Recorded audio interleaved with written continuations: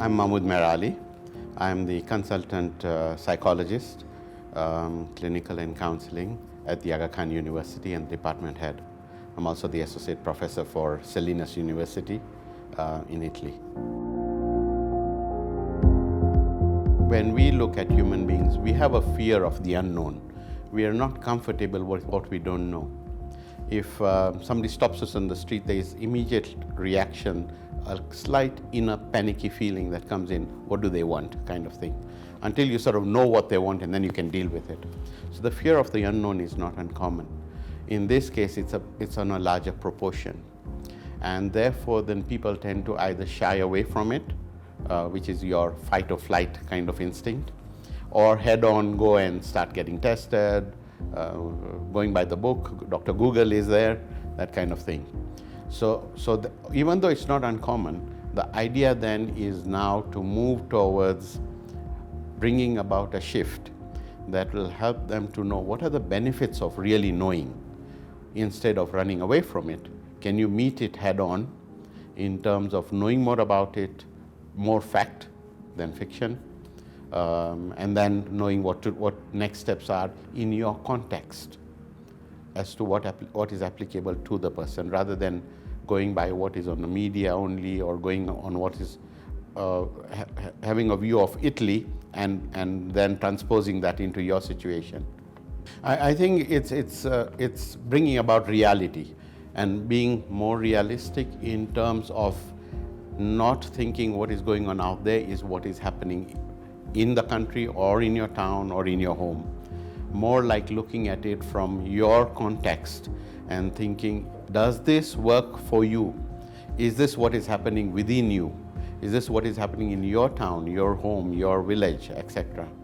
As opposed to thinking what's happening out there is already what is happening here, which is not really true. So getting more facts, more real time, more situational, as opposed to a broader context. We are not going to be left untouched by this. In many ways, we are going to start changing ourselves. And so there is the possibility it will go two ways, in that people who have been affected more, either directly through losses, relatives, friends, change in lifestyle that has come about, they may react a lot more differently.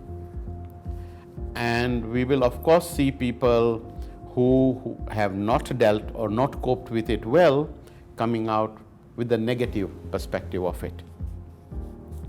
And so that changes them in terms of now learning new coping skills minus the social interaction component. Having said that, that is both positive and negative. It's positive in that, yes, you learn coping skills yourself. It's negative in that you lose a huge component of support. And maybe as time goes by, there is something to be learned in terms of how we can start preparing ourselves for post-COVID-19 era that will come, in which lives will have been changed, social interaction will have changed, use of technology will have changed, and mental health might change. Unfortunately, myths and cultures, and I say unfortunately because it can be taken out of context.